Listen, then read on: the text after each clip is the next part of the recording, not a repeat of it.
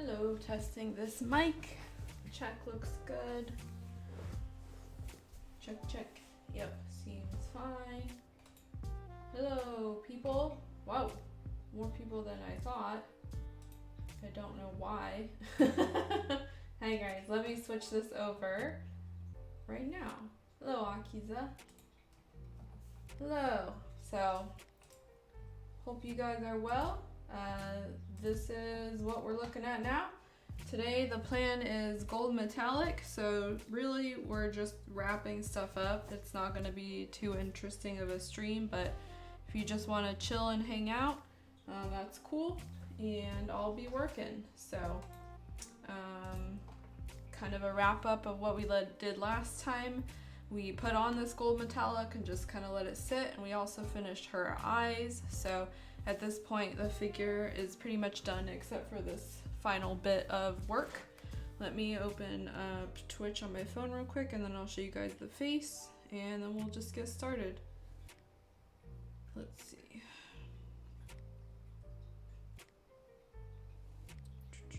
There we go. That way I don't have to look back at my chat, because the laptop is basically behind me for this stream setup. So, hello Rebel Star. Thank you. I am doing well tonight. Had kind of a busy day today because I had to go to my university, but otherwise doing well. Yeah, so before we start, let me show you guys the face, and hopefully it will zoom in. I do have this on autofocus in this specific area, so even if I move my hand, you guys should be able to see what I'm doing. So this is her face. Let's see, if I move this, then maybe that will help. And let me, oh yeah, looks like right here is the zone. Okay. So this is our finished face. You can see that all of the eye shine has been added, and she's pretty much done at this point. All she needs is, you know, her accessories and her hair, which is like ish. Whoops. Like that ish. So yeah, she came out super cute. She's looking really spunky. Again, this is just like a glossed head though, so I think once her hair goes on and she has her whole outfit, it will be a lot cuter. But we'll see. So I'm pretty happy with how the face came out. It's, you know, in my style, what I enjoy. This was, again, one of those things that I just kind of went at randomly, so I'm happy that she came out so cute. Once we flatten the face down, I don't think I'm going to add any blush on the face, just because it doesn't look like, I mean, she's a fighting pose, why would she be blushing? She's not smiling or anything. So we're not going to add any blush or anything, but I am planning to add some little pearl earrings. So Chun-Li does have pearl earrings in a bunch of her art, so we're going to do that. And oh yeah, other thing I showed up as wrap up, and why we're doing the gold metallic is because I did paint her outfit to look, you know, like Chun-Li's outfit. So Chun-Li has an outline around her clothing. You can see it like that. You can see it like that. And so roughly the same.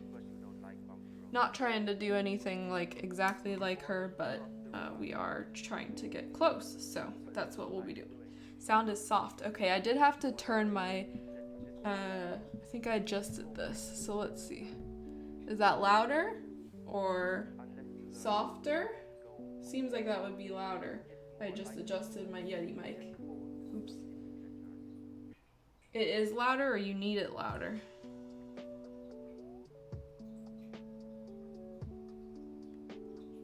Put down this so I can see. Okay, let me know if it's not loud enough. Okay, if that's fine, then that's about as close as I can get the mic. So, but yeah, so we did all that, and thank you, Rebel Star, for your compliment. Today, though, we're just going to be finishing this up. So really, we already put down our gold metallic. I am using test stores. I know that some people are not fans of it, but so far this gold has treated me well. So we're just going to keep working with the gold here. And yeah, so I hope you guys are doing all right. I'm just gonna be kind of wiping at this and working with this and hanging out. So this is really like the only time that I've had to work on figures this entire week. So normally I would not, you know, do this type of stuff on camera because it is a little bit boring, but it's the only time I have to do figure building. So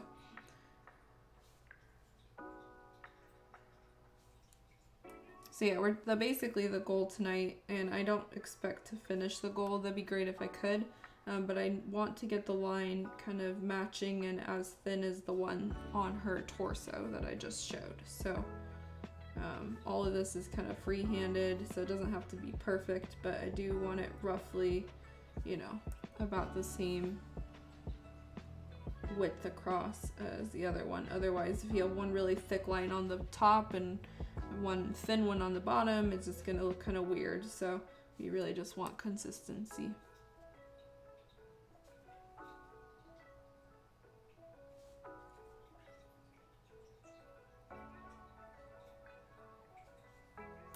And I have not decided if I'm gonna do wrap-up steps for this figure.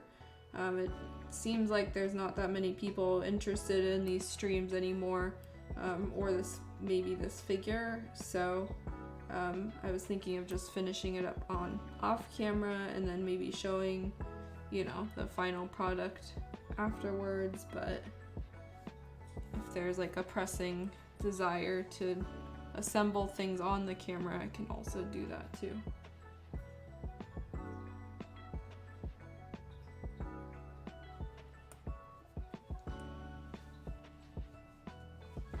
Hopefully this will focus when oh yeah, let's see. It's probably not going to be a great angle. Let's see if I can adjust this then.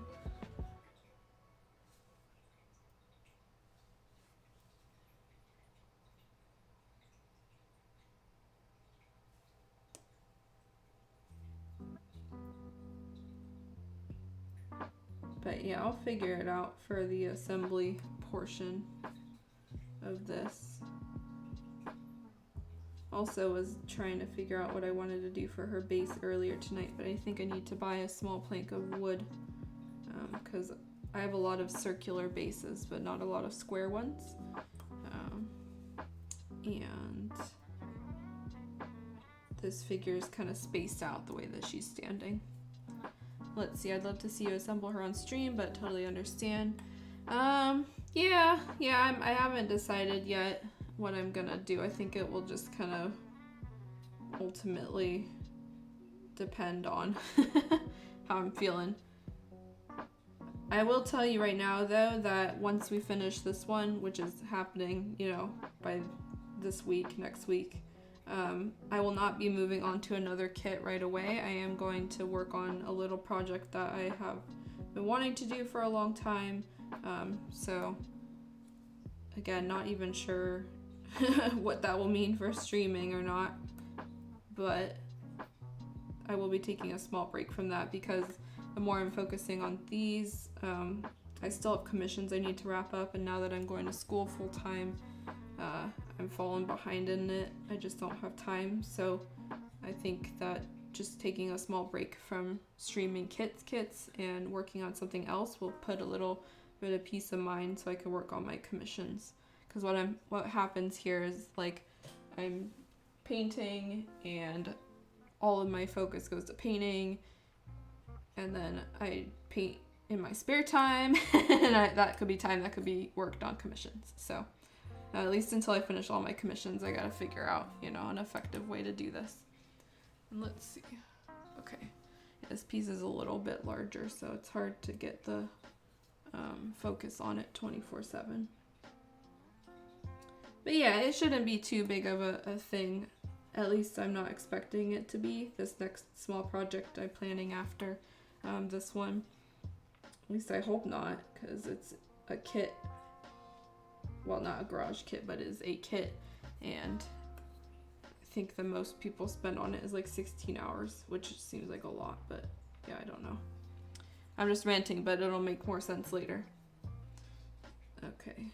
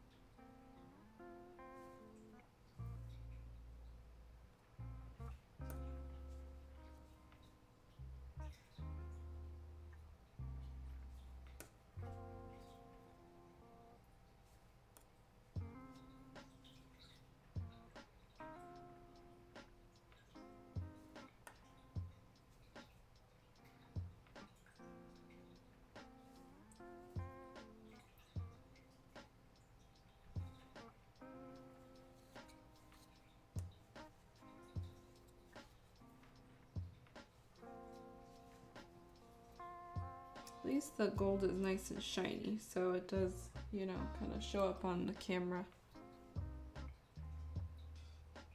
And this gold actually went on pretty well on top of blue, so sometimes, you know, these colors show up not so great when certain colors are the undercoat, but this one it's pretty vibrant no matter what.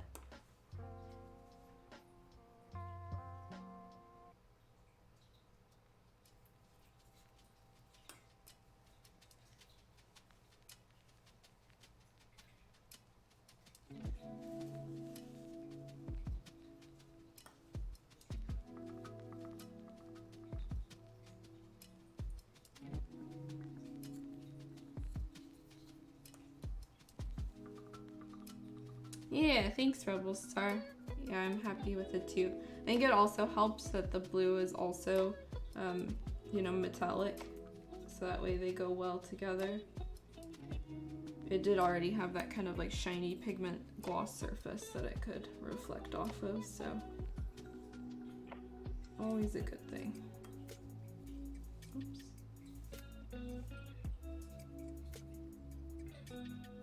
Just have to be careful of how I hold this piece because either side has the metallic on it and I don't want to be touching the edges too much. Oops.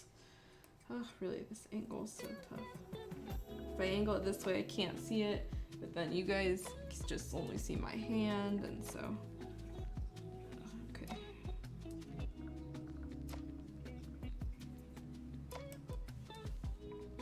Let's try turning it this way, maybe. It's a little better, I think.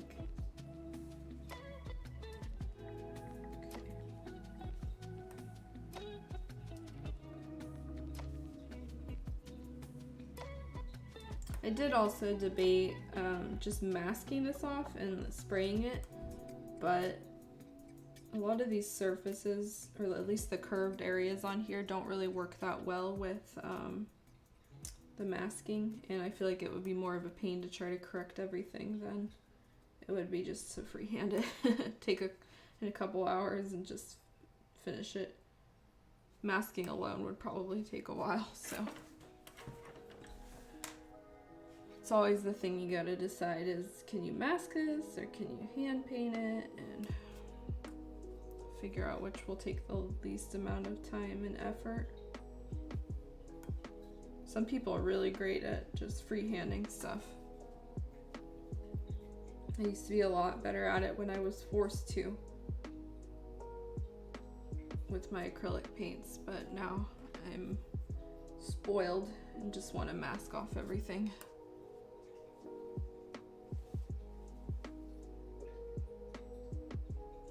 Trying to get this stubborn bit to come off.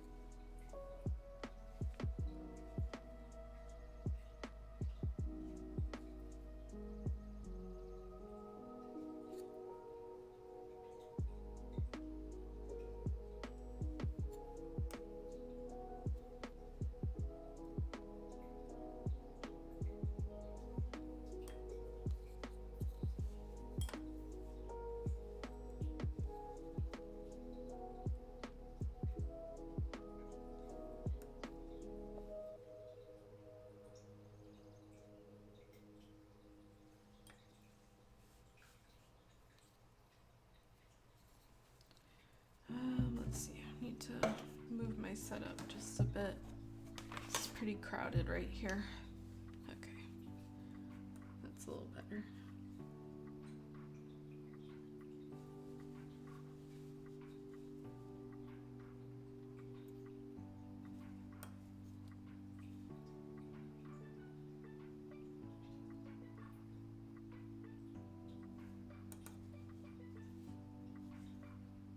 Okay, this one, some of these interesting curves. It's hard to get a right angle on it. Okay. Maybe like that.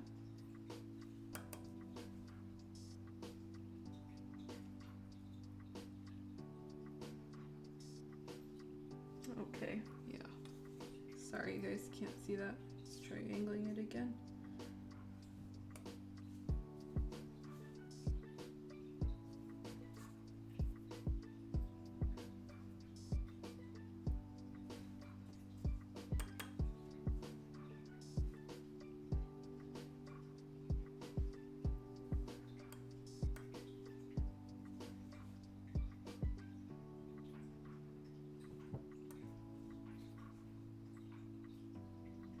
Will be double-sided, so sometimes if it look a little rough on one side, once we clean up the other side, then it will look okay.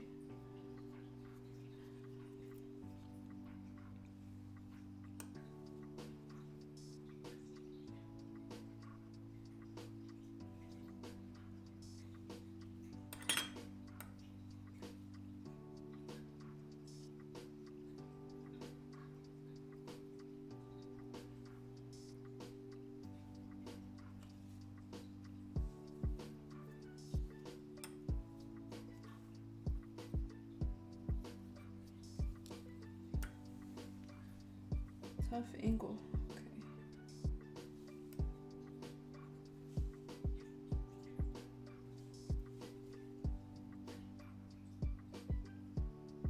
There we go.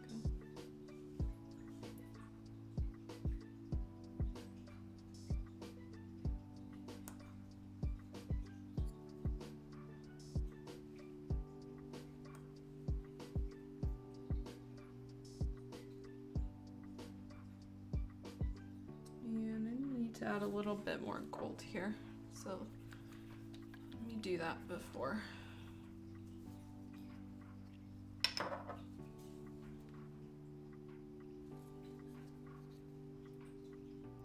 Where was it? Right here. Okay. And there. Mostly just when I laid the color down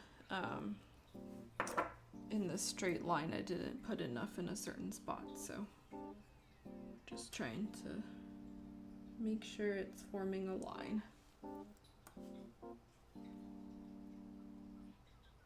Although really this is kind of, it's not straight lines. A lot of these tattered clothes are pretty rounded around the edges, so there's a little bit more allowance, and I can kind of freehand it and make some of these corners rounded.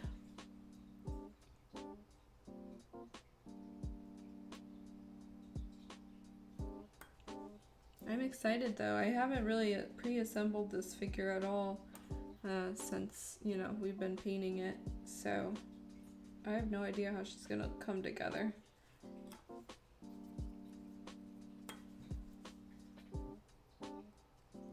Nor have I put, you know, the final top coat on, so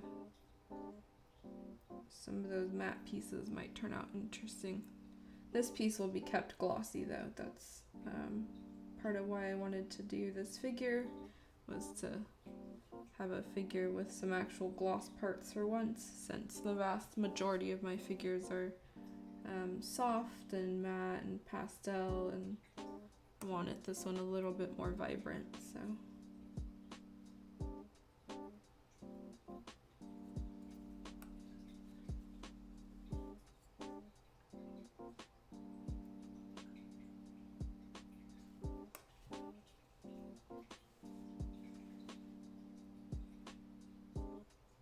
So I'm just gonna go around the whole figure, and then I'll clean up things a little bit more in depth. But the first pass will get most of it, I think. Let's see. Did you say you'd not decided on a base? Yeah, I'm not 100% sure. I actually have a whole bunch of base stuff kind of sitting around me because I was thinking about what I wanted to do. At this point, I'm pretty committed to like a wooden dojo floor of some kind. Unfortunately, I used to have like some textured stuff that looked like tatami mat, but I don't have that anymore. I think I threw it away. So I can't do that. But I have a bunch of, wooden things near me. But one of the problems I'm running into is I have a lot of circular bases because, I buy them for clients and my own stuff. But this one, I think she'd be better with a square base. But I don't have the size square base that I need. So I'll have to like run to a wooden store, craft store, and get that first. And then I'll probably just do like a popsicle stick floor. In miniatures, that's pretty common, so you can make wooden floors and planks with popsicle sticks. So it's pretty easy. You just cut them to the length you need, and then you can stain them however you want and use the weathering stuff or whatever. So thinking of doing that for now, but we'll see. I also have some other random textured stuff, which... do I have it here? Oh, well, I can grab it. I have it right here. So I have a bunch of like weird textured stuff that I was considering using. These are just like coasters from Daiso, which is like a 100 yen store. This one was like tempting because this kind of looks like a floor, but I'm not sure what I would do with that. So I have random stuff. I've got some popsicle sticks here. So just kind of tossing ideas around until I get something a little bit more cohesive.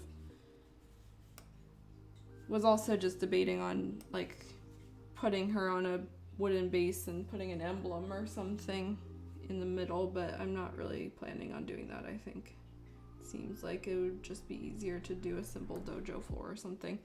I'm not very well known for creating elaborate bases. Some people are really good at it. And they, that's the whole thing. Oh my gosh, Curry.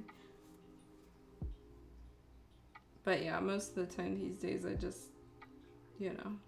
throw it on an acrylic plate or something and call it a day.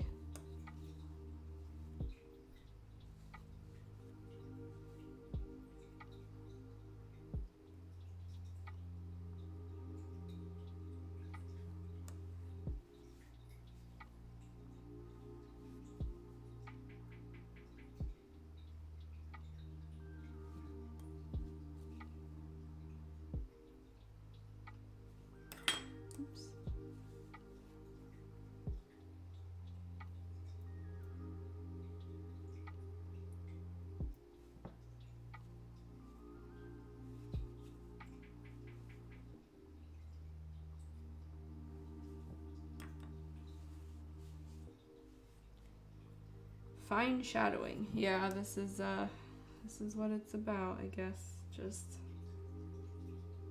sitting here doing details.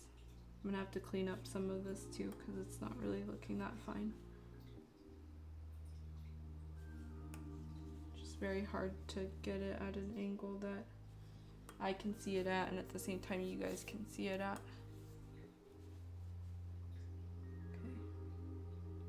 That's more my fault because I always put my hand in front of stuff.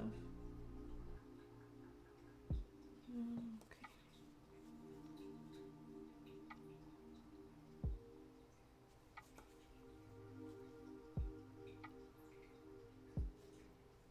And I could use a larger brush for this. I would probably take off more and be a little quicker, but most of my brushes aren't quite as precision as this, and so they just end up taking a whole bunch off, which is not ideal for this type of detail work. So I would rather just go a little bit slow and make sure that I take off all of the bits of gold that I need to, and that will save me some time later rather than continuously trying to fix these areas. It's like a little dust there. There we go.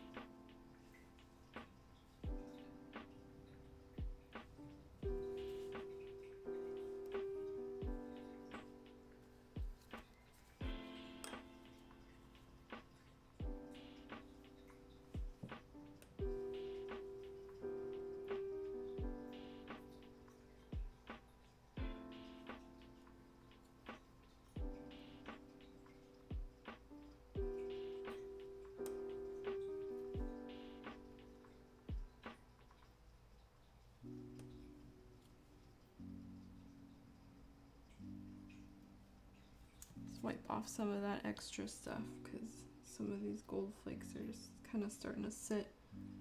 It's hard to wipe off everything with this method, especially with such a tiny paintbrush. So.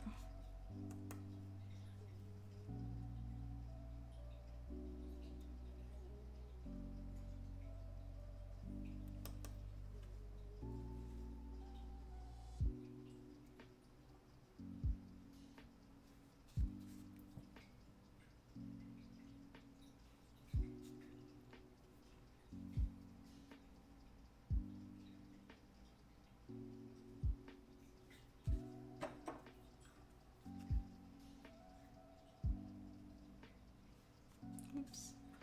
The other issue with going with the precision Q-tip is I tend to wipe off more than I mean to.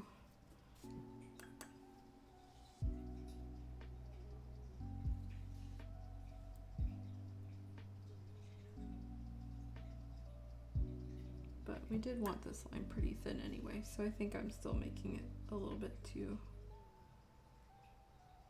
wide.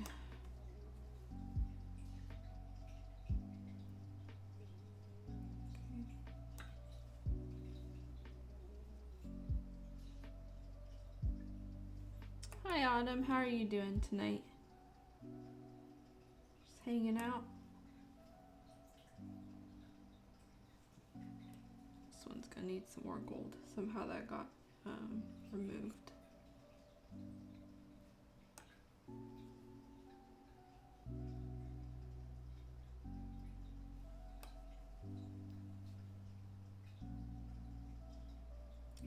This curve too is a little bit stuck.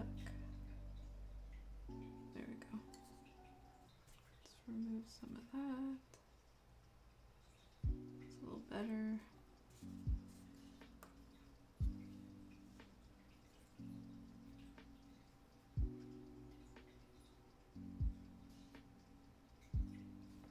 Okay.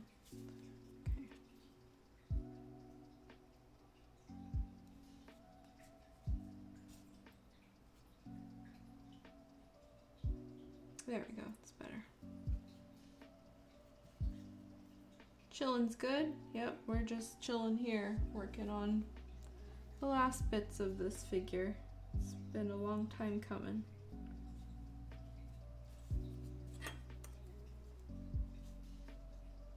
Right now, just creating some gold metallic around this kind of tattered clothing piece. Not super exciting, but it's happening. Oh yeah, Jollibee. We had Jollibee today. And for those who aren't familiar, it's is it Filipino? Filipino fast food chain, which serves fast food spaghetti and fried chicken. So that was interesting. Oh yeah, my weird paintbrush posture. Yeah, I don't know. I'm holding it the same way that I draw or like hold pencils.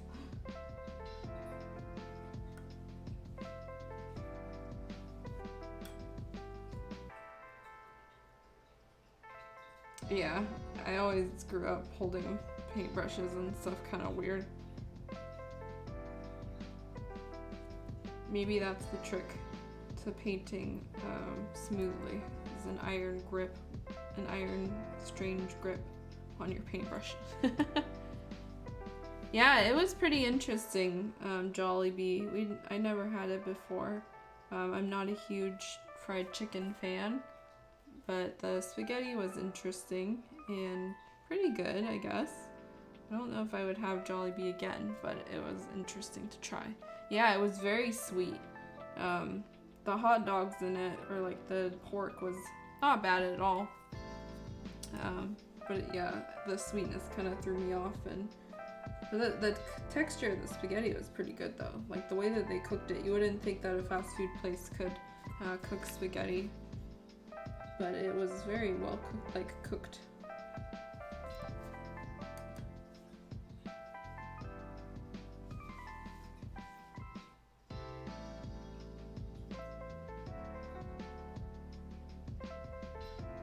a little far though, so I probably won't try it again anytime soon. Their like pineapple drink was also highly recommended, but I did not drink that. Okay, definitely gonna have to do more cleanup on these because it is not as smooth as I want. I'm kind of just giving it a first pass.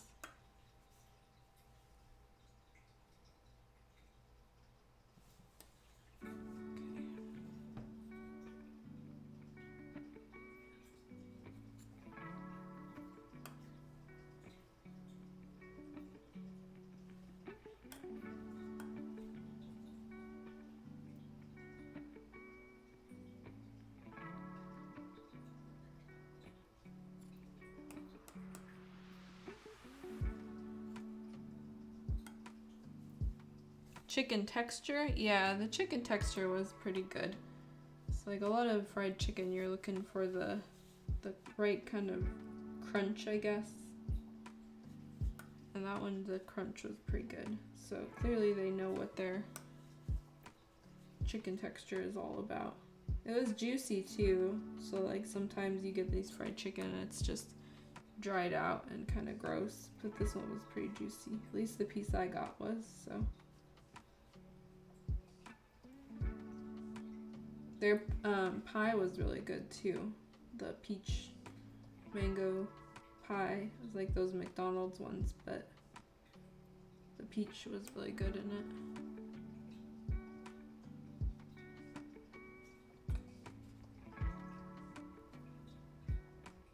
Yeah, it was kind of like a fried pie, Bubble Star, and it had this like peach and mango filling in it. That was more like, well, probably, I don't know. It wasn't like jelly-like, but I don't know what I would call it. It was pretty good. Definitely something that you eat and then you're like, oh god, I don't know how many calories that had. But it was yummy. Sorry for blocking it on this one. It's hard to get an angle otherwise.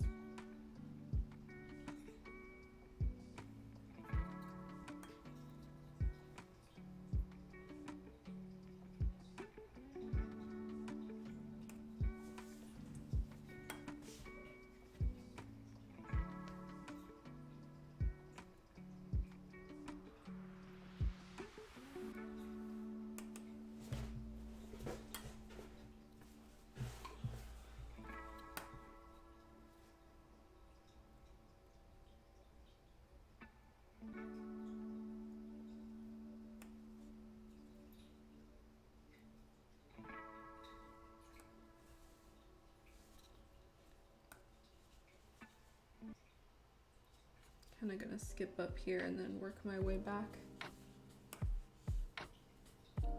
Oh, really? Well, that's such a weird coincidence, Autumn. That's like not, I mean, it'd be something if it was like, oh yeah, we both got Chipotle or something. But Jollibee, at least, you know, in most places, it's not a chain that's readily available. So that's really funny. It seems very popular. Like there was constantly lines out the door and people ordering like huge family orders. So I remember when, you know, it was announced they were moving into the US, like it was kind of a big deal. A lot of people were freaking out.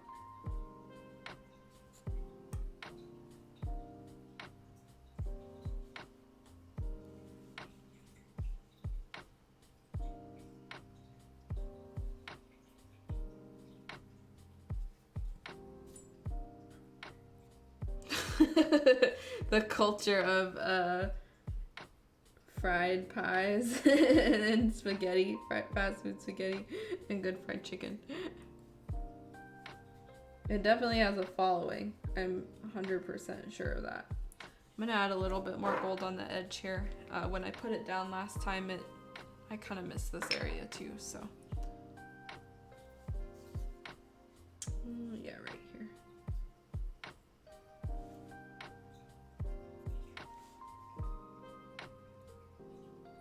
like I was saying last stream, I really like this Tamiya gold, or Tester's gold, because you can add on to it, whereas other golds that I've had, they don't layer very well on top of each other once they're dried.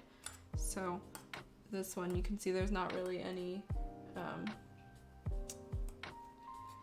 doling of the paint, or it doesn't look like it's super bulky. It just kind of lays flat, and a lot of them don't do that. Yeah, the only Jollibees that I've heard of have been on the West Coast, and so when this one opened, I think people over here were kind of freaking out. Now, if only they could open it in and out over here, that would be great. Okay. I miss those in and out fries.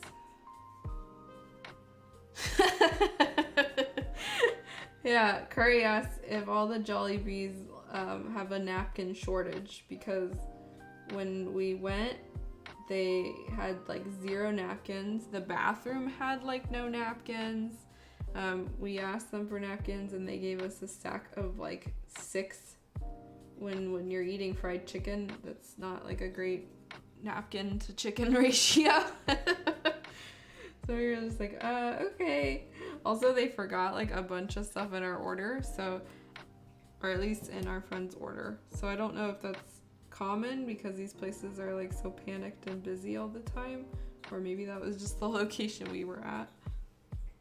And I was like, this is not a great impression of this place, and it's not like we were going on opening day or anything. Like, this place has been around for a while at this point.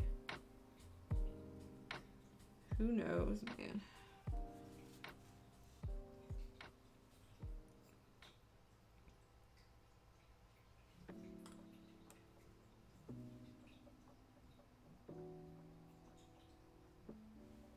Sorry for blocking that again. It's really, again, just sometimes they have to turn this a certain way and it looks layered in one area, other places it's not.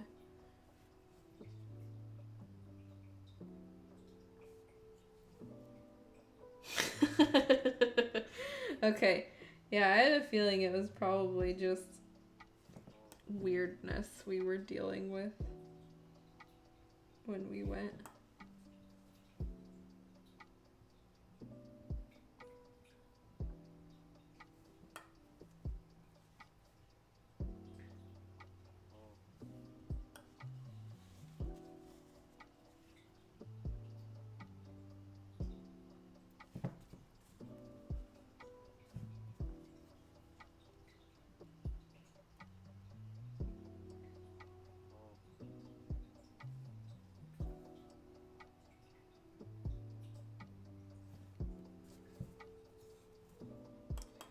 We're making pretty okay progress on this.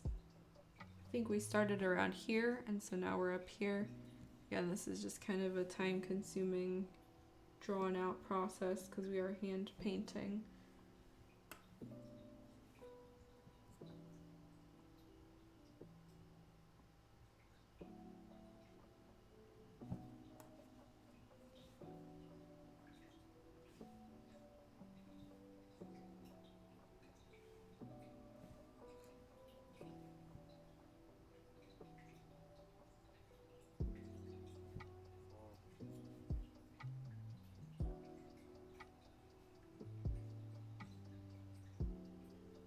Our gold's not coming off either. I'm not wiping it at the right angle, or something's happening. Oh yeah, it's just the angle.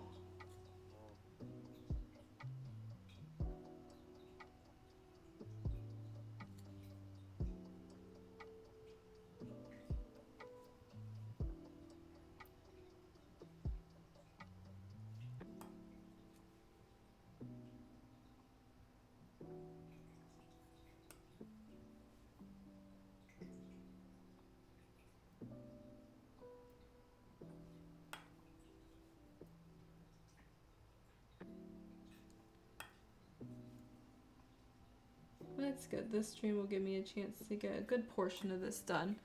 And then most likely I'll have to wrap it up on my own. And that will basically wrap up all of the painting on this figure that's needed. The rest of this stuff is just kind of additions and bases and things like that. And I did kind of paint this within my usual timeline. So most of my finished figures I finished between 2 to 3 months. So not like I'm working on it full time in that time, but dedicating a few hours here and there usually gets it done. So let's see. Does your hand or fingers kind of hurt or ache for prolonged periods of sculpting?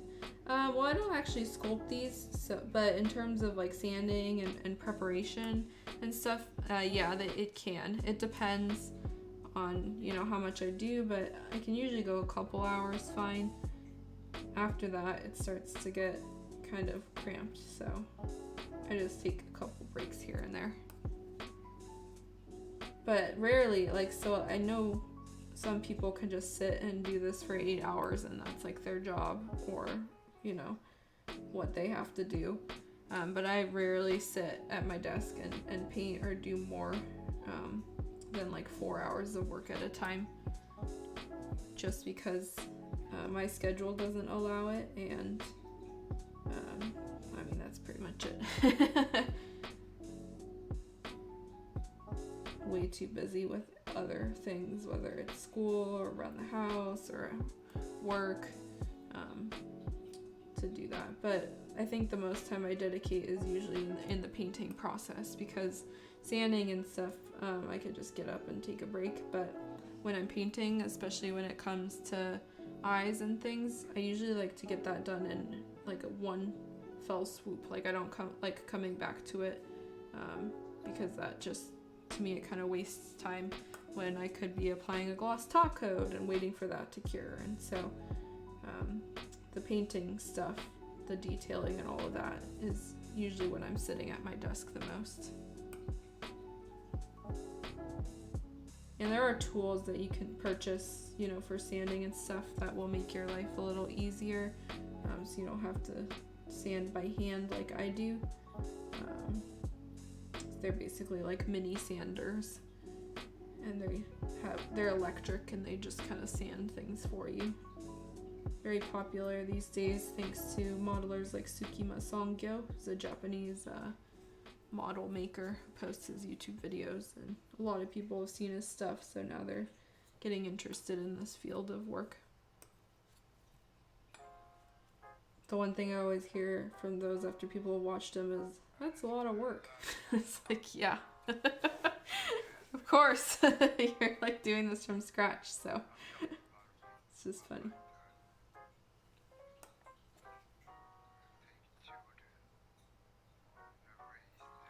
And it's not always the most interesting, obviously. Like, not everyone wants to watch every bit of it when you could just be watching a 5-minute YouTube, you know, video. So, big thanks to everybody who turned out today and is just here to vibe.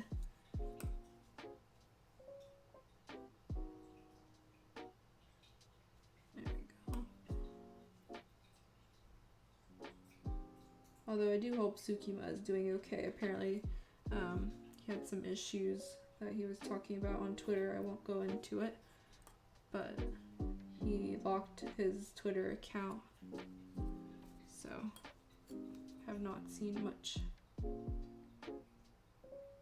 Okay. Never good when you're just an artist and you have to deal with drama that is not your fault.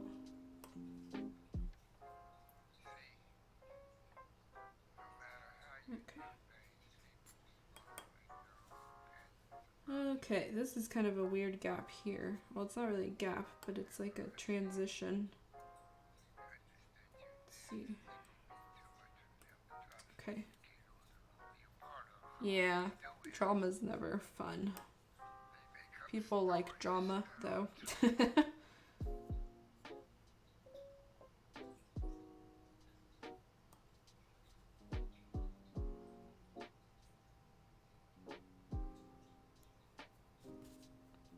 Yeah, I don't got time for that either. I don't follow any stuff like that generally.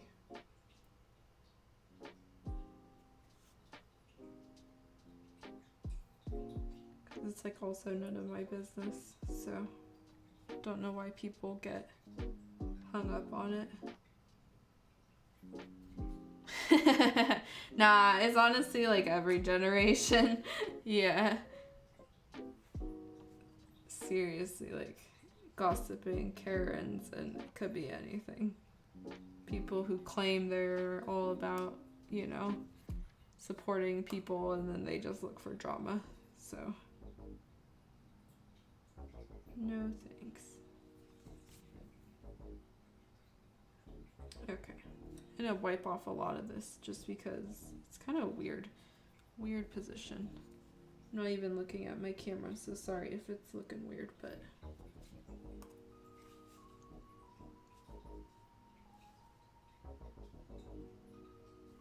okay, let's turn this way.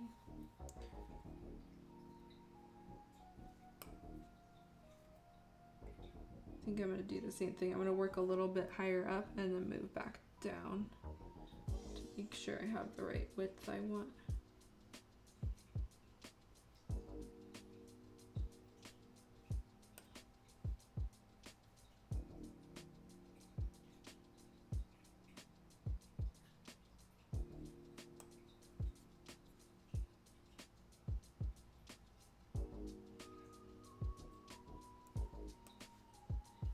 Really also just trying as best I can to avoid touching these edges, because this stuff's resilient, but if you touch it too much your fingerprints are gonna start getting on it and then it gets kind of dulled. So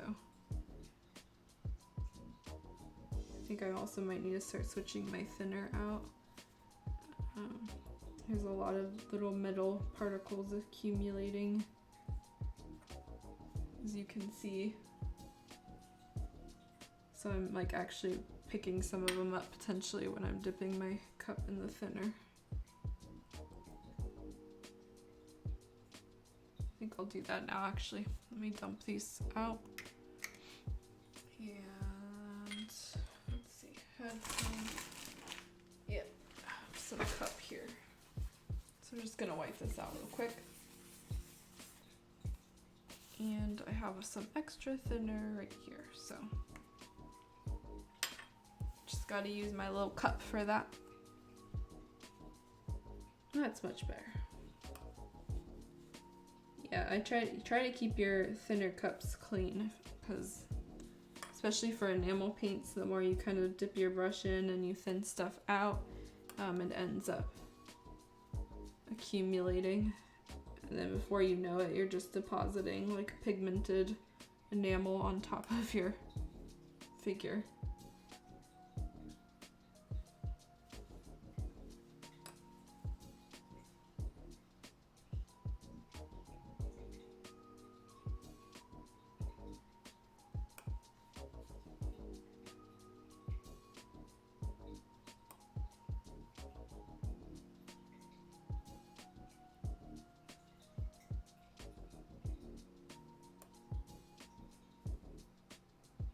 Let's see.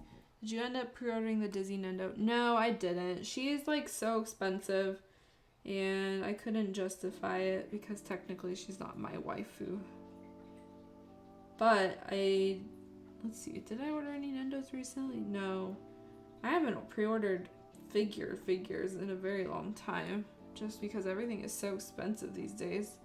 I did, however, order the Klee figure from Genshin Impact, and she shipped apparently, so I have been checking the tracking on her, and I hope that it arrives safely from Superbuy, because there's a bunch of ways to order that figure, but I went through a Chinese proxy called Superbuy to get her quicker, because otherwise you have to wait a couple months for international and Japanese release and all of that. So from what I've seen, she looks awesome. I'm really excited. I hope that the shipping ends up okay, but it's kind of like notorious that boxes get damaged when you're shipping through Superbuy. So fingers crossed. I'll have to post it on Twitter or something, how my experience ends up. But yeah, other than that, I haven't really seen any Nendos I like. I did see, however, that those Rose and Maiden Nendos were finally painted. The Sui Ginto and, not Sui Ginto, that's a re-release. So Seiseki and Sui Seiseki. So I'm thinking about ordering those because I do have the Shinku Nendo. And I've been really, really hoping for a re-release of Sui Ginto. But yeah, I don't really collect Nendos that much anymore. I don't really watch that much anime anymore, so it's like a lot of times Nendos are the newest thing. And Good Smile's new thing is the pop-up parades. I don't know if you've been collecting those, Autumn, but they're basically like Good Smile company's attempt at a prize figure line, I guess, because they're selling them. They're like mini scale models that they sell for $40, $30-$40. The quality on those seems to really vary, and some of them are okay and others are just like, oh god. So Good Smile's quality has gotten kind of sus over the past, they've been sus for like a long time, but more often now their quality is like not as great, so I have been not really going for them. And their production is like so delayed all the time too. They take on so much and don't commit to the deadlines they've set, because then they're so backed up. So they're gonna have to change something about their business model one of these days. There we go. Yeah, that's how I feel too on them. Yeah, they really, like, a lot of them just feel so lazy, and like there's better stuff out there. They're probably good for people who are just looking, for a quick gift or something, but to me it's just not, no thanks. So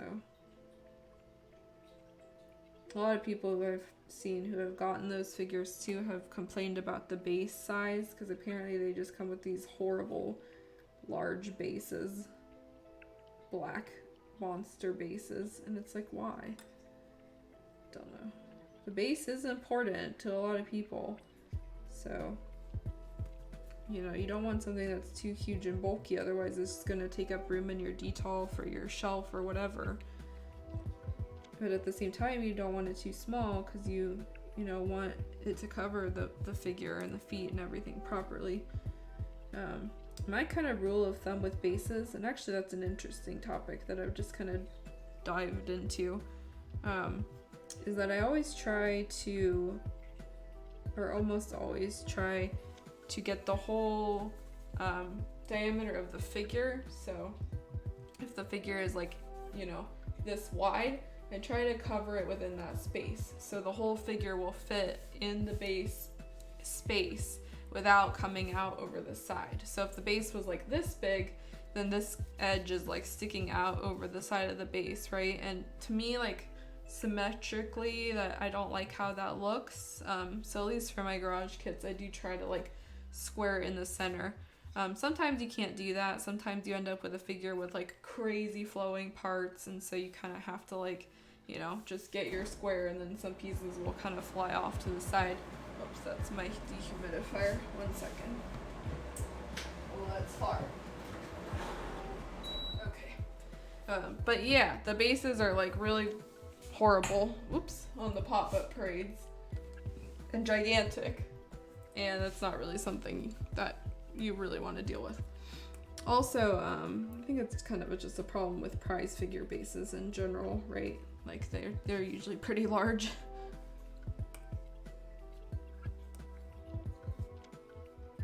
But yeah, if you're building kits or doing, your own work, or wanting to change the base on a figure, because, maybe it is an ugly pop-up parade base, that's something you can do, is just switch it out with something a little bit smaller, or maybe fits the size of the figure a little better. Very easy to do as well. It's really not that difficult to just get a wooden plank or an acrylic piece and just drill into it, and then replace your figure feet with that. Okay, we're gonna continue along. I've been talking and kind of doing whatever, but we're about 2/3, I guess. Let's see. You have one pop-up parade, but it's from a franchise that doesn't have a much bigger. Oh yeah, I've seen that Journey one. I actually think that one's really cute, so I can't blame you. And also for figures that don't have a lot of merch, you know, that's a great option. As much as people hate Funko Pops, that's kind of how I feel about those too. Like, some of those lines of series would not have any merch otherwise. So, like, where else am I gonna get a Golden Girls figure? Like, it's not gonna happen. So, for certain things that are limited like that or not quite as popular niche series, they're very handy. But yeah, stuff like, you know, Attack on Titan, like, there's no way that I would need a pop of those, I think, when there's so many other good things available already. Maybe they should just be focusing on niche series then, because then they can always get people's money. One that is really kind of weird and cute and funny that I like is the Pui Pui Mokar Nendoroid. So it's not even really an Nendoroid at that point, it's just literally like a tiny car. But Pui Pui Mokar is a series of shorts. They're like felt stop motion basically of these guinea pigs that are actually cars. And so this Nendoroid is like a little guinea pig with wheels on it, and it's really funny. Let me actually bring it up and just link it in chat because it's just so funny. Let's see, Pui Pui Molcar. Yeah, sorry, not Mokar. Molcar Nendoroid.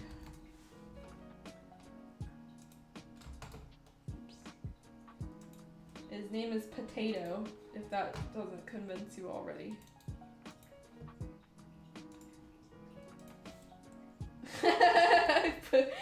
That maybe not. And I think it looks like it's kind of plush too. Like it's got that little like fleece texture that sometimes those animals, like those little animals that you collect have. Yeah, this is Potato. Yeah, it's different, right? It's not like an anime girl or something. It's like literally like a guinea pig car. I just think it's so funny. My dad really likes that series for whatever reason. I don't know why. And so maybe I'll buy a Pui Pui Potato Nendoroid Mo car for him for his birthday or something. We should do that, Curry. Buy him and Pui Pui. Oh my god. But yeah, that one's really cute. So I like the weird Nendos. Like some of those are so funny. Hello, monkey. Yeah, oh my gosh. I would probably play that. What if there was like a racing game with Pui Pui Molcar? I would definitely check it out. Or at least watch the trailer and be like, what the heck is this? But it's very cute. The shorts are, I think they're only 5 minutes. Or is it? Yeah, they're like 5 to 10 minutes long. And so the whole episode is only like 15 minutes. And it's just like the story of these little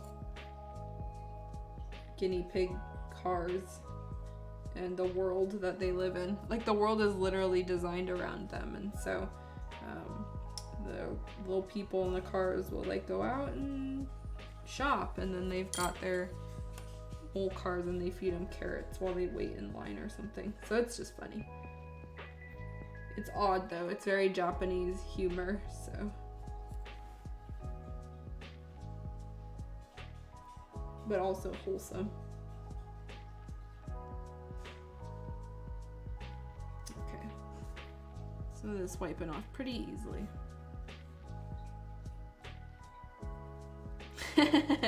Yes, definitely. We have to make these high stakes.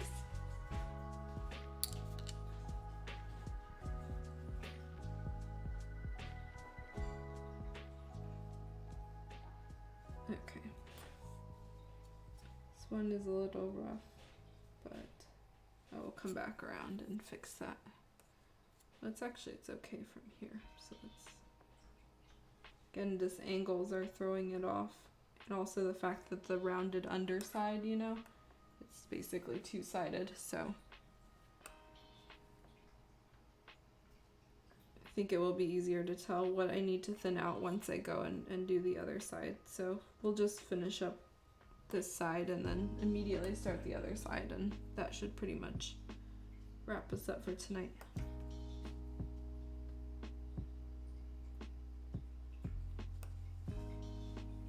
Yes, Hamtaro! Yeah, that's why I like this Pui Pui so much, is because it's giving me Hamtaro vibes.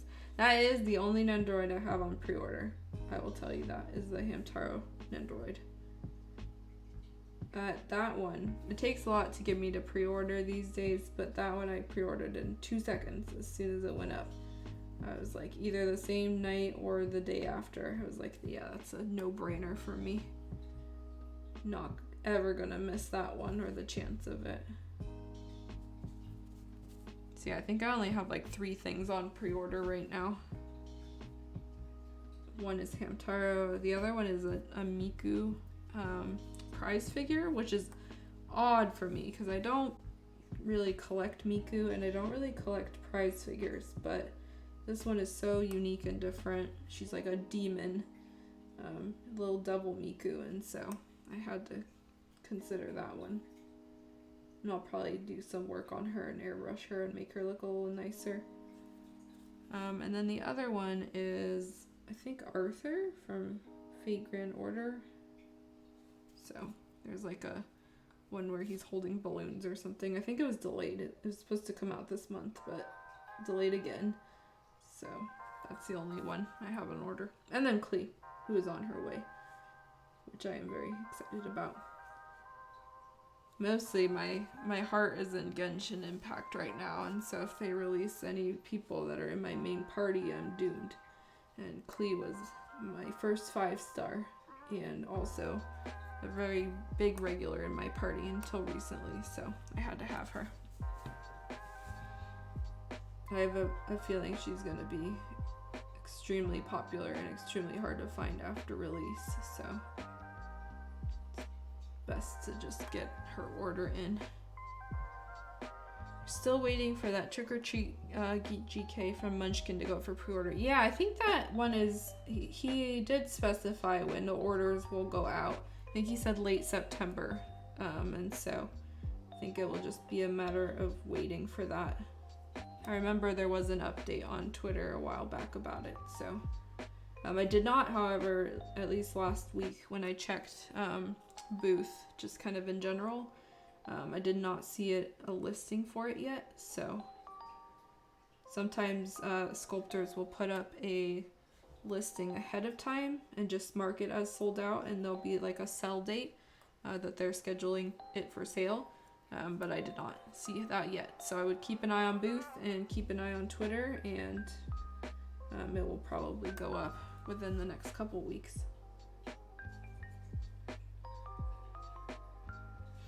I'm very much thinking about painting that cat. She's not really a cat, but the large plus size, I guess, club. I don't know what to call her. Clubbing lady from Munchkin. I think it was something cat was her name. Yeah, that was it. The City of Cats GK. Yeah, that's the one. That's the one that I have that I'm thinking about painting soon, but again, I don't think that's gonna happen. The cast on that kit is really beautiful though, and actually, if you do get your hands on a Munchkin garage kits, you'll be very pleased with the quality. They have some of the highest quality that I've seen in garage kits for a long time. Definitely like Grizzly Panda level. Very, very, very few seam lines, and the seam lines are really thin, and the parts fit is just nearly perfect. Yeah, I do have her. I have a bunch of Munchkin kits actually. I have the City of Cats one. I have, gosh, let me look actually. Let's see. I have to go on MFC for this though. Let's see.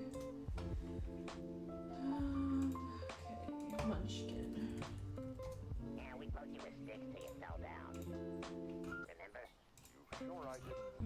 I'll just link the ones that I have so chat can see.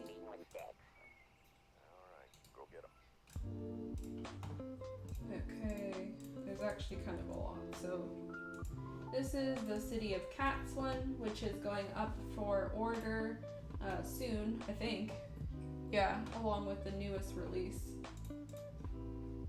Let's see. Wow, I don't even see that new one on MFC, so whoever's uploading kits now is severely lacking and slacking. Okay, I think this, yeah, I do have this one as well.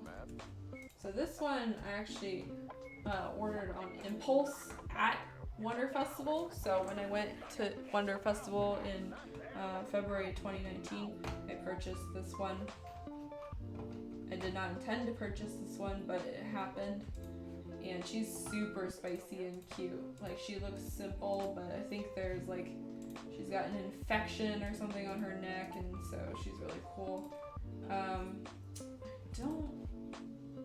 No, I did not order this one.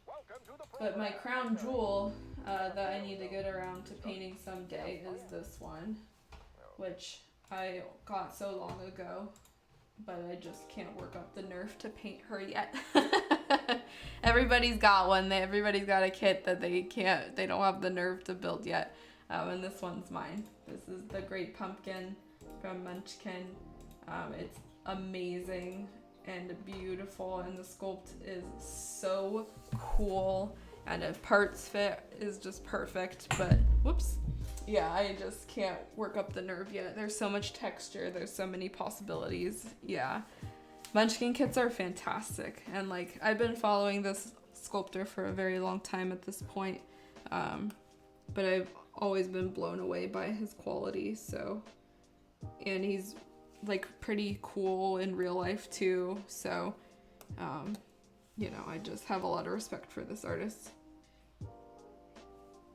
Yeah, crazy, right? Yeah, his style is so, oh, I just completely shifted this, sorry. Let me move this back a little.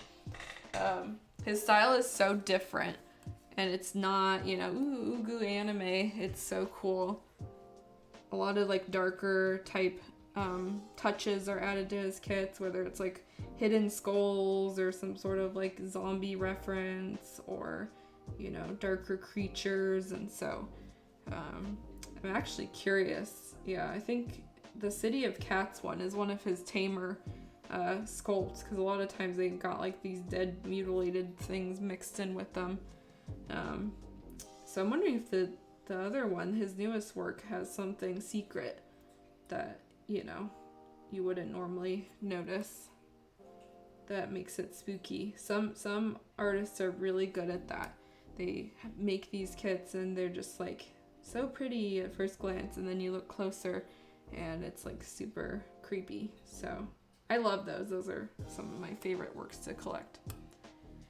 Yeah, City of Cats, like, she has such a vibe and such a like boss bitch energy that I was like, I have to have this kit. She reminds me of so many powerful women in my life. I want to like paint her and do it justice, and so just waiting for the right feeling to come across, and when I need that boss bitch energy, I will paint her. The other one's really cute though. I will have to look at it again.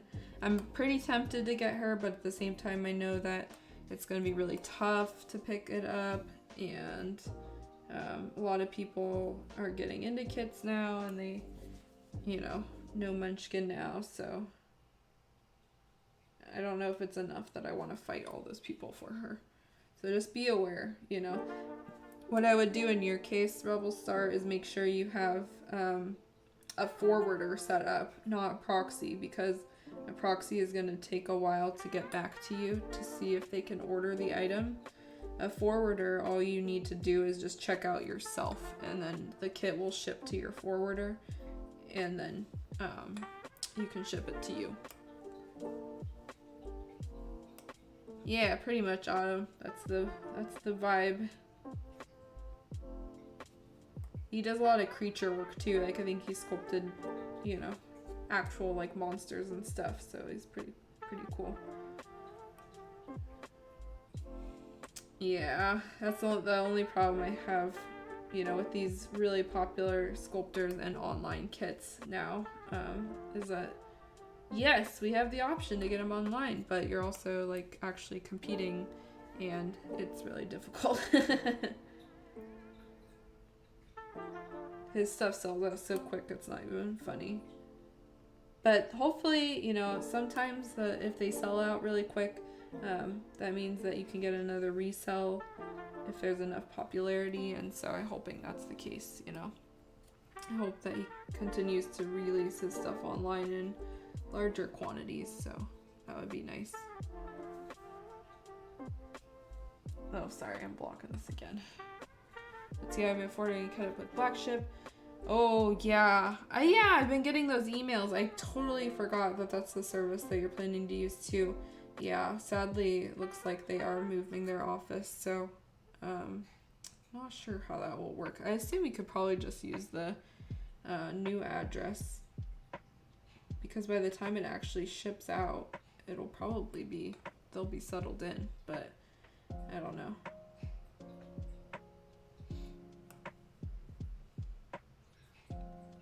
Yeah, I have not ordered through Black Ship recently, so I was like, I'll just delete this email, but that's true. And there's one or two other kits that I was looking at on Booth as well. It's just simple things that I was thinking of forwarding, so that's good to know. Same for other products. There's like some cute acrylic charms and stuff that I was interested in. Booth is so great. It's very dangerous though, because it is such a like indie marketplace, so you can find as much or as little as you want on there.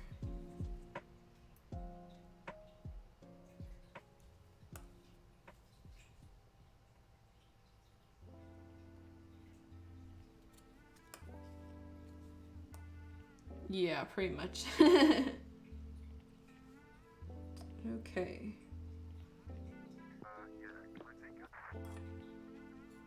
Let's wipe off some of this extra.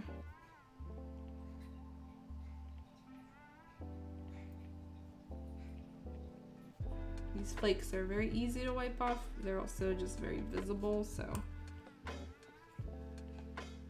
And it does take a little bit of time to get them all removed.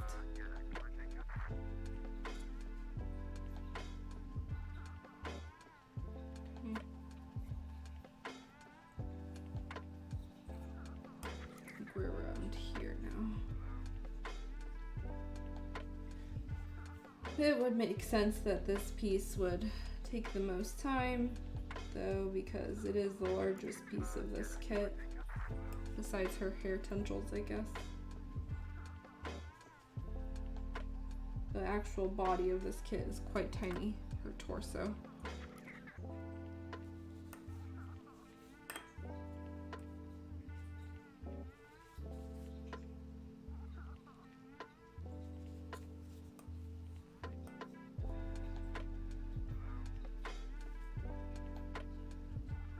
I hope that we see some more original kits show up on Booth, though, now that Wonder Festival Autumn has been officially canceled, I guess. Well, they said they're moving it online, but I'm not really sure what's happening regarding that, so stay tuned, I guess. Maybe some people know more than I do, because I haven't really been following it that much, but that was a bummer that yet again there hasn't been another Wonder Festival. I really hit it pretty amazing that I was able to go, and then it's shut down since then, so crazy. Let's see. It also fell down the rabbit hole of, oh god, that's a deep hole, Rebel Star, and that's a hole that I am not gonna get into. I have considered it many times, but have just basically decided, yes, it's too expensive, and it's a whole other hobby. Like, and then you get into the fact of customizing them. So like then you want to do some doll face ups, you can do that. That's possible. So, you know, I know a couple people that do that. They're into the ball joint dolls and they do custom face ups and stuff. And it's crazy. Like it's a whole similar skill set, but the tools are different too. So someday maybe. Okay, this is a really difficult angle here. Okay. Sorry in advance if my hand covers this.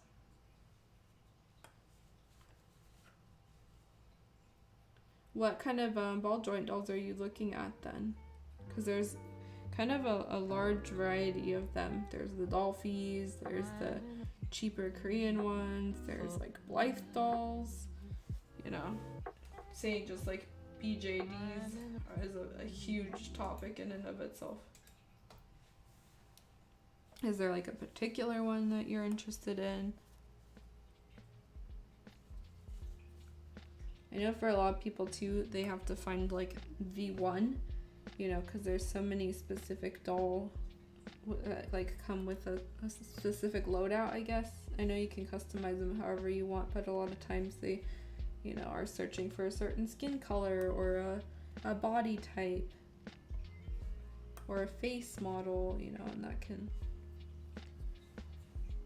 Yeah, as long as it's, I guess, mostly safe for work, then yeah, feel free to post that. I'd love to look. In my spare time, sometimes I look at ball joint dolls, and I've got like a secret Pinterest link where I have a whole bunch of them. Let me click this. Oh, that one is beautiful. Oh yeah. Oh my gosh, and does she have roses? Are those like her ears or roses inside? Or are those earrings? Yeah, she's got such a fussy face, but so cute. Oh my gosh. And really pretty makeup on as well. And I love the black lip. Does it come with the black lip then, or can you choose like the color? Yeah, that one's really pretty. Love it when these dolls go full fantasy too. Like you don't usually see you know, kits with violet skin or figures with violet skin, and then, you know, the beautiful accents. And so fantasy dolls and stuff can enter that type of territory, and it's always really unique. She comes barefaced and you're gonna try to do her makeup. Oh yeah, that'll be fun then. You have to look at some, you know, makeup references and stuff and figure out kind of what you want to do. That's gonna be a whole project. I'm excited for you. That'll be fun. Ordered some eyes and curly horns. Oh yeah, that's how it goes, right? Then you can switch them out, you know, depending on what you want or how you're feeling. A lot of those eyes too on the ball joint dolls are so pretty. There's just, it's endless, honestly. You could spend your whole life just like finding combinations and pairs and things that you like. Okay, I think what I'm gonna do here is skip to the other side right now. It is a little bit messy over here, but the way that this kit is sculpted, it's gonna be really difficult for me to paint this area and get it all cleaned up without completely blocking the camera. So I'm just gonna turn this over and start working on the other side, which, you know, is also messy, hooray. But by the time we get that done, we'll have a good idea of, you know, how thick or thin the line needs to be. So, oops, that was my thing. So also it looks like some of this kind of rubbed off, so we're gonna have to reapply some of it, but that's fine. Here, early next year. Oh, okay. So that's a little bit of a wait, but that's, you know, gives you time to save up for more clothes and stuff, right? Because once you enter that, you're like, I could be buying food, or I could buy my doll a new pair of shoes, you know. Which is more important? The answer is obvious. Yeah, you can also look up, you know, how you want to paint her, because that'll be a big decision. I'm not really familiar with ball joint dolls, so I don't know how easy it is to, you know, wipe off mistakes or anything. I think from the videos that I've seen, since it is a process, a slow process of pastels and generally acrylic paints, there is a little bit more wiggle room to just wipe them off with water and stuff. So, since, you know, if you work with acrylics and stuff anyway, that's a thing. But I know pastels are huge in the BJD community. That's how a lot of those face-ups are done. Also helpful to watch for figure building. It's a separate thing, but some of the techniques are interesting to see if you could apply them to garage kits. Always being open to different art practices and seeing if we can take anything from them and learn.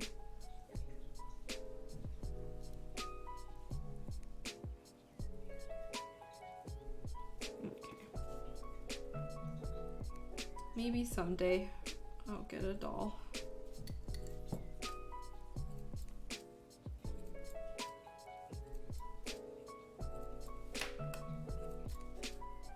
You have a set of pastels and I'm practicing with them on a couple of busts. Oh, that's good then. So you can get some work done ahead of time on them and see, you know, if you like the brand of pastels, how they apply, etc.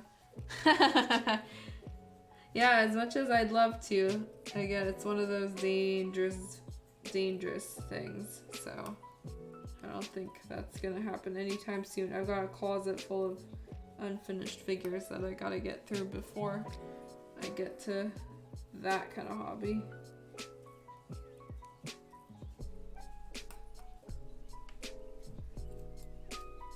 And then you get a whole new set of equipment too, so then you accumulate a whole pastel collection and all of that. I only got room for one hoard.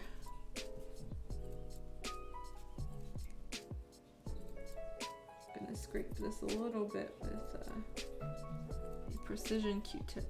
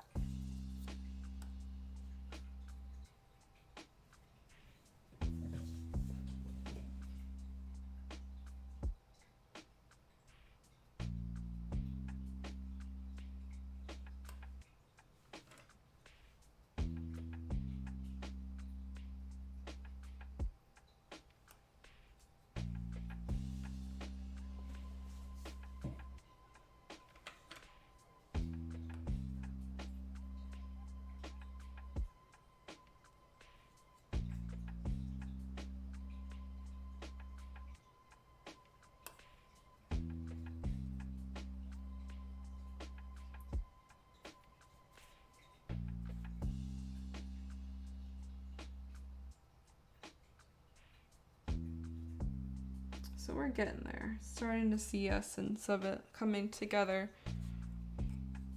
I'm not quite as worried about the underside, but since you're really not going to see too much of it, but we do want to make sure that the width kind of matches up, because otherwise it's going to look odd at certain angles. Bring that up.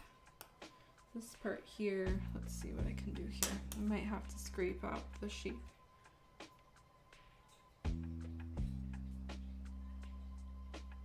Yeah, it's gonna be tough. Okay.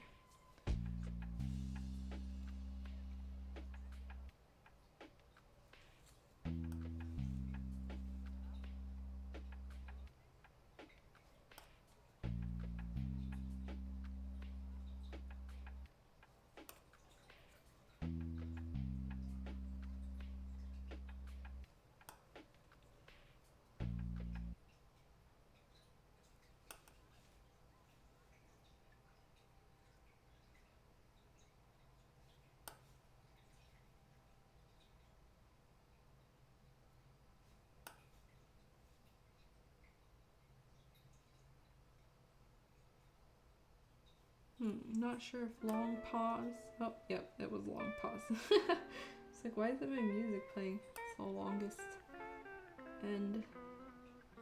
Okay.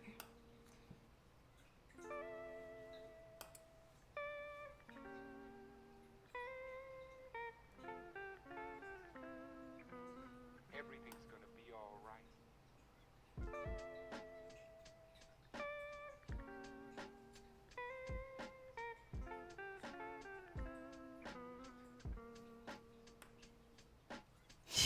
Yeah, seriously.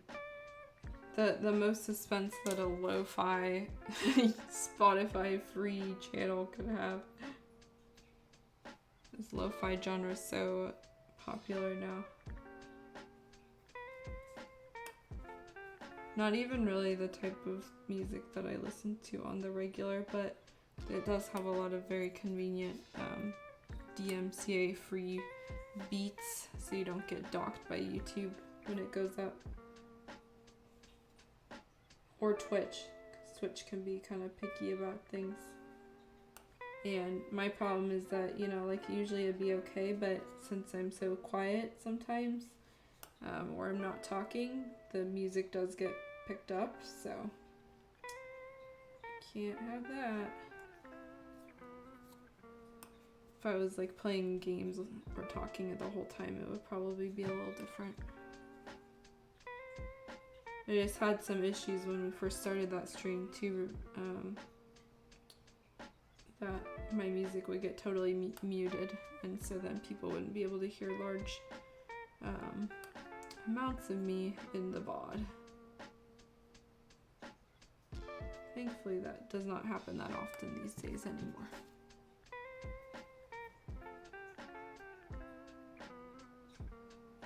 There we go.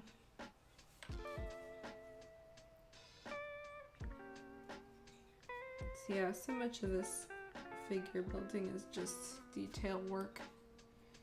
It really does depend on, you know, what your objective is and what the character you're painting is, but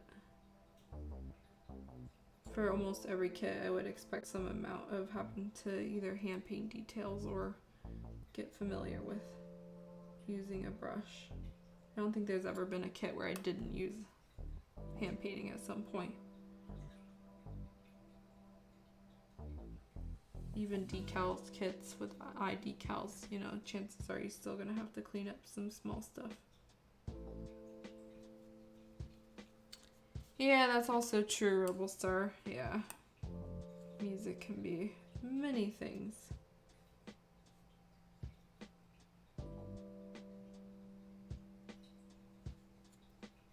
This playlist's alright though. It's better than that one that always played the Sweet Dreams. But who knows, maybe I'll go back to that one when I get bored of this one.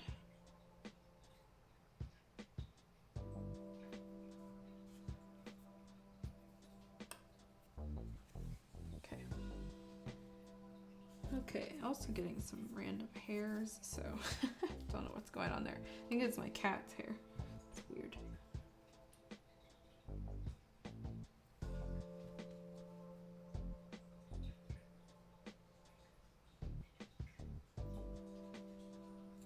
Okay, this is the odd piece because it just really kind of goes around. Interesting. It does look pretty interesting on camera though. But line is pretty thick here, so let's see if I can.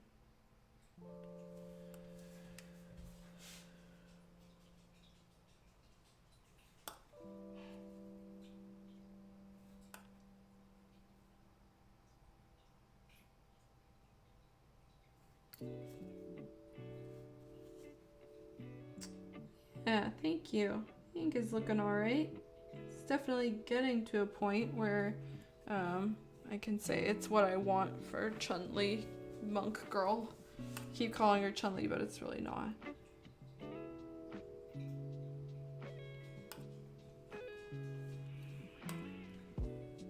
I might skip around this area too though, just because it's kind of a hard spot to reach. So I'll try focusing on the top here and then go back to it later. time.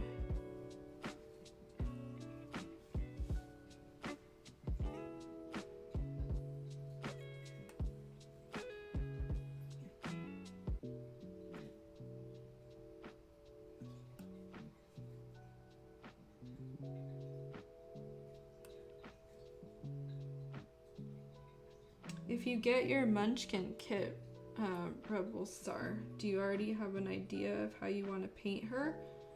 Or do you want to paint her like the original one that Munchkin put up? Or is it just like, I love the sculpt, I have no idea how I want to paint her, but I gotta have it? Because that's usually the case for me. It's like more the sculpt, and then once I get the sculpt, then it's like, okay.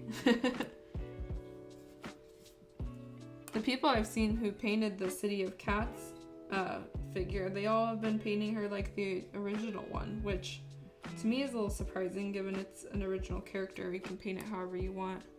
Yeah, so maybe it's just Munchkin's color schemes are so good that people just want to do the same thing. He does have a fantastic eye for color too. That's the other crazy thing about this sculptor. His color choice is always really beautiful. His paint jobs are just phenomenal. I think Munchkin is the one who paints them as well. Because sometimes what happens is sculptors are good at sculpting, but they're not so great at painting, and so they hire someone to do the paint for them and make it look like really crazy amazing. But I think that Munchkin is kind of a do-it-all type person. If not, I know he works very closely with one other sculptor, and so maybe they do the painting as well. They shared a booth at Wonder Festival, but I can't remember their name off the top of my head. But yeah, I really love Munchkin's color schemes too. They're always so awesome. That's kind of why I'm having such trouble also painting or deciding to paint that Halloween kit, the pumpkin, Great Pumpkin, because the color scheme is just so good and it's just so perfect as is. Right? That's why I was like, how can one person be so amazingly talented? Yeah. It's just like unreal sometimes. People are so talented. Yeah, if you ever get the chance to go to Wonder Festival, you'll really feel in awe of the sheer talent that some people possess, because it was jaw-dropping to see these figures I've only seen in photos on the internet in person, and their scale and the detail packed into them it puts my work to shame. It's just crazy. Also depends on how detailed the sculpt is though. So that's another thing too, is like I really like kits and sculpts with a lot of detail these days, and a lot of these figures like this one that I have in my stash are not that way, because I used to just like simple chibi cute ones, and so kind of at like a transition period as well of trying to get some of these chibi ones out of the way and get some of the detail packed ones in. Oh, thank you. That does mean a lot. I think at this point I just have like a certain style that people kind of go to me for. But I want to also in the future try to tackle some of those tougher works, I guess, the more detailed ones.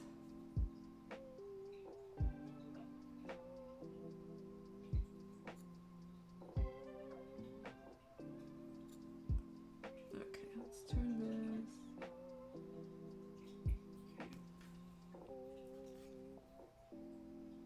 I think every artist has their own issues though, either with their own work or what they want to, their goals are in the future. So one of mine is that. Okay. I was wondering if maybe like, Let's see if we can move it this way. coffee after or something. If that's alright.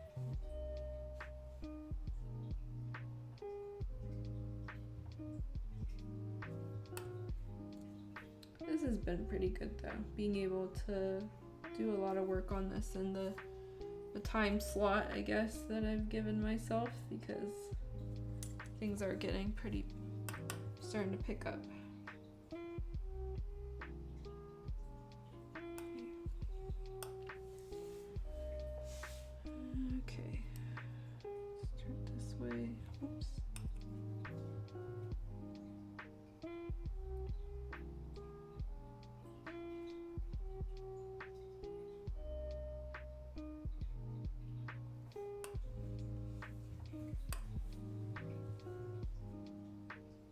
This one's pretty thick. Let's see if I can.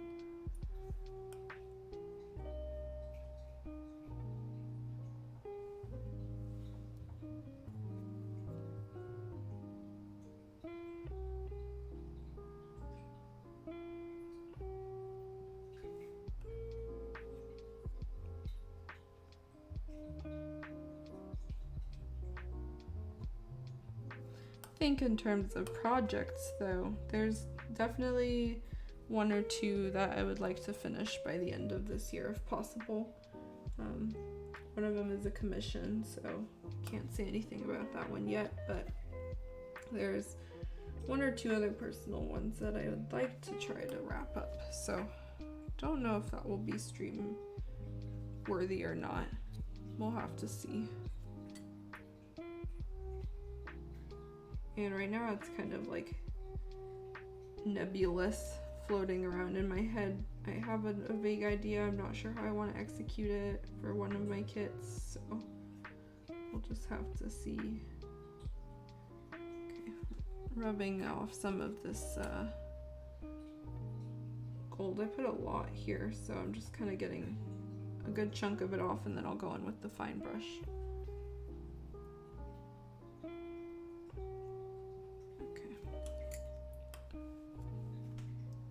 And every day, I swear, every year, fall starts to come around, and I was like, ooh, I love fall. I'll do a fall themed kit. And then by the time I finish it, it's like December, because like I start in like October thinking, oh, yay, fall. And really, I need to be like, this kit should have been my fall themed kit, because we've been working on it from, yeah, exactly. I need to plan it like 3 months in advance and block out my time for it. So like really now, if I finish this one, would be the ideal to start a Christmas themed kit. But I don't think that's gonna happen. And then like Christmas is gonna roll around and the holidays, I'm gonna be like, dang it, I should have done it. I tried to theme them around that, but it never works. I get inspired by seasons and holidays and colors, but then it's always months too late. Okay, this one it got kind of, I need to add a little bit more paint here. I wiped off too much on one corner. Okay. Where were we? Here. There we go.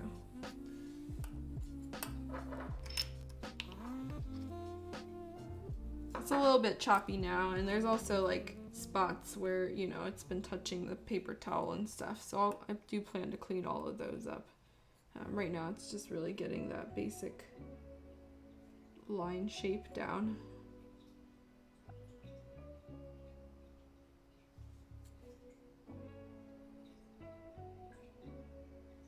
Oh yeah, I think this was the area I decided to skip. Oh wait, no, it's not. Starting to get confused on where I'm supposed to be.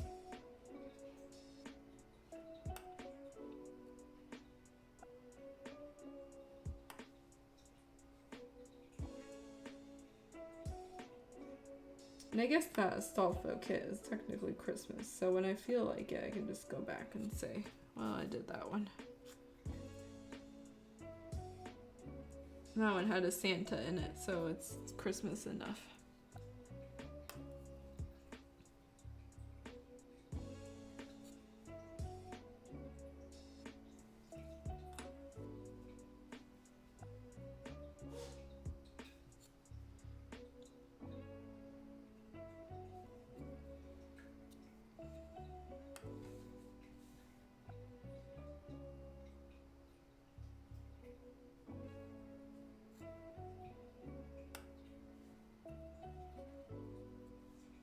Move to this side. Another weird angle, so apologies. Can try to turn it though.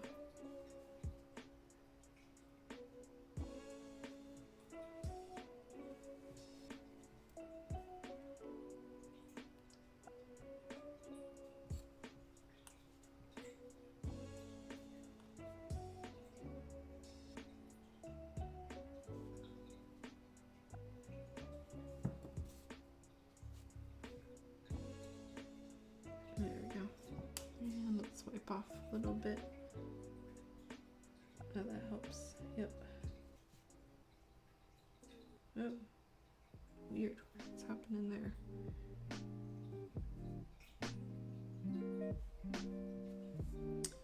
Okay, let's do. I'm gonna skip this side as well, just because, again, it's at a weird corner and not very easy to see.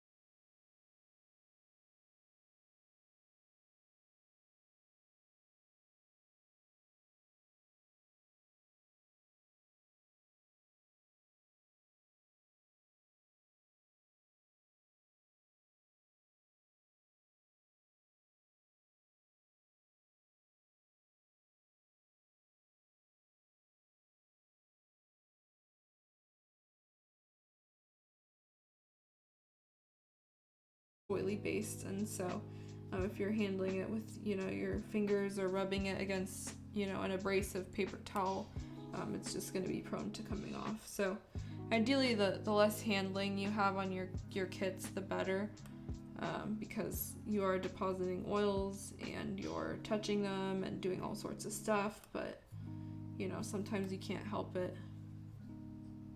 That's why sometimes when people are painting their eyes on their figures, they use those wooden, like, it's just called a painting jig, and it's literally like a circle that has the face in the middle, and so when you're holding on to something, you're just holding on to that wooden circle and not the figure itself. But they have pros and cons as well. They're just a tool. If you can hear that, that's my dog. He's fussing. Yep, he's wanting to play, so.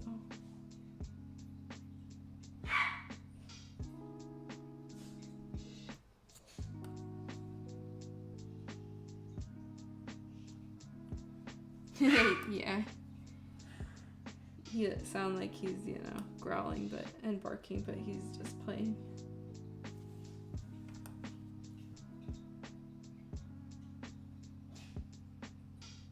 He always does this thing, yeah, where he like just hiffs, so he goes and then he barks. It's funny.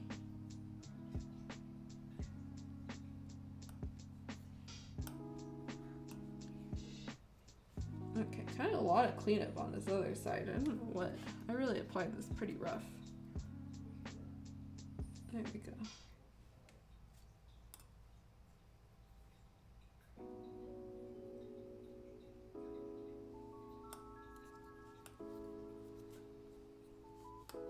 We'll go just for a little bit longer. I think we are actually pretty close to reaching where we started, so I'll just kind of speed run around, and then definitely gonna have to clean this up on my own time. This was really just the first wipe down to get everything smoothed out and at least resembling a line, and then I'm gonna go in and really refine it, because again, what ideally we want is a really nice smooth line, where you're really not seeing any major, like, you know, I don't know how to say it. You just want it to be an actual line. You don't want there to be any changes in the thickness of the line, and you want them to have sharp points, etc. So that does take a bunch of time.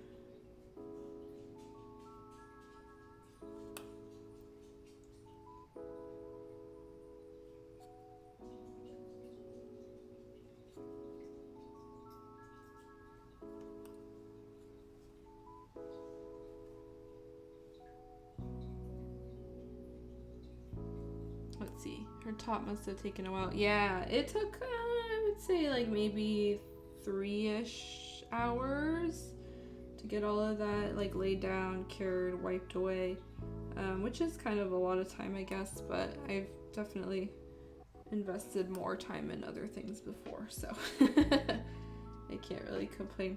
This one is just also a large piece, like really when we compare the size of the torso to this, you know, like it fits inside of it. So there's a lot more smaller room to work with here than this large piece.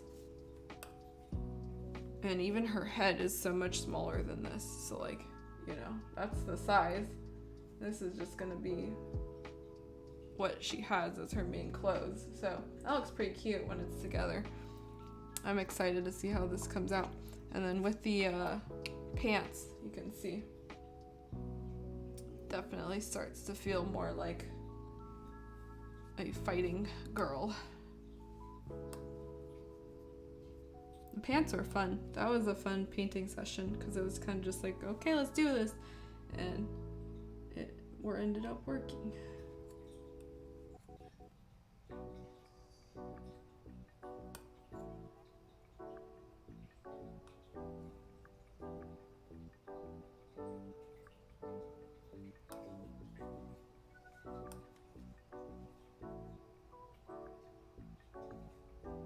Okay, let's turn it this way.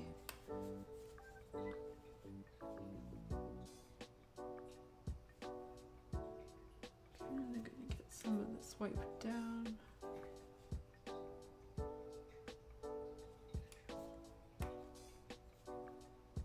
Actually, let me briefly experiment with this. I tried doing this pre-stream, but this paintbrush took off a lot, so.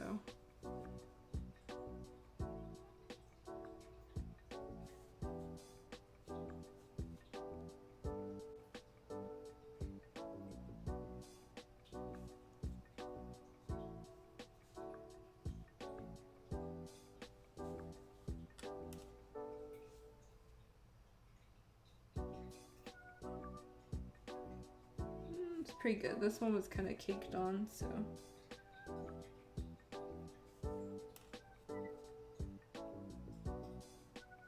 Easier just to wipe out some of that.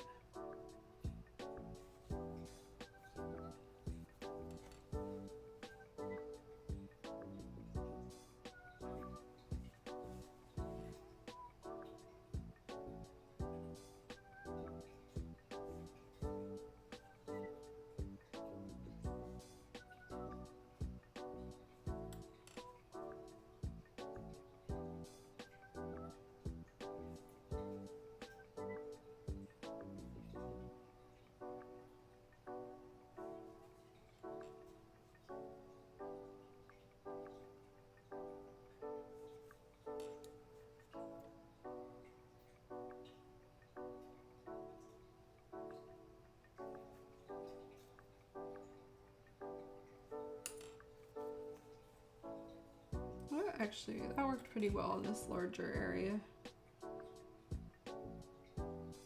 Just does take a lot off. You can see there's all sorts of sparkles though. Well, maybe. It's kind of bright in that photo. But there's like all sorts of sparkles in random spots. So I'm gonna have to try to get some of those removed. But again, not too concerned about the bottom here. Also interesting, you can see the sculptor's etching and the copyright. So it's copyright of the game underneath here. I think sometimes they're legally obligated to do that on their figures, and so sometimes you get it sculpted like in spots where you won't normally see it. Other times they include like a little tiny resin rectangle that says like FGO, you know, property of this company, 2020 something, and that's like the license, I guess, that the figure is licensed. And so not only do you have to have, you know, the Wonder Festival or Treasure Festival sticker, etc., but sometimes you need to have that additional licensing, and so sculptors can do that in various ways. Usually it's on the underside of a base, or, you know, an inside of clothing like this, or a separate rectangle. Okay.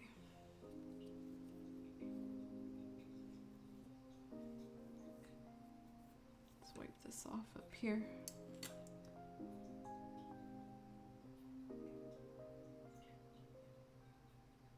There we go. Okay. Oh yeah, let me get this down here too. Just quickly clean up some of that. Go. Alright, so I think that's about all we have time for tonight. Due to how large this piece is and how thin I want the line, I'll probably have to, well, I will be going in on my own time and kind of cleaning up some of the areas, but I think that we did kind of a lot. We did both the bottom and top. I'm gonna have a good idea of how thick this line's gonna be at this point. So there's still, you know, a couple areas where like here we gotta clean stuff up and just thin things out and fill in, but I'm really happy about how it's looking. I think it's very Chun-Li-ish, and after this is done, there's really only assembly left. So I'm thinking I'll be able to do that on Tuesday. So the final wrap up of this figure will be on Tuesday after I flatted everything, maybe added a couple little details, and then we'll assemble and see what happens from there. But yeah, thank you for tuning in. Thank you, Rebel Star. Yeah, I appreciate you sticking around and talking with me the whole time. Keep me company. Yeah, I hope you guys have a good weekend as well. Thanks, Autumn. Yeah, next stream will be on next Tuesday. So next Tuesday, the 21st, will be the last stream. I'm highly guessing for this figure, where we'll be assembling her, putting her together, and then moving on to other projects, you know, if time allows, which I don't think that will take the whole time. So yeah, hope you guys have a good night. I will talk to you next week and see you later. Bye bye.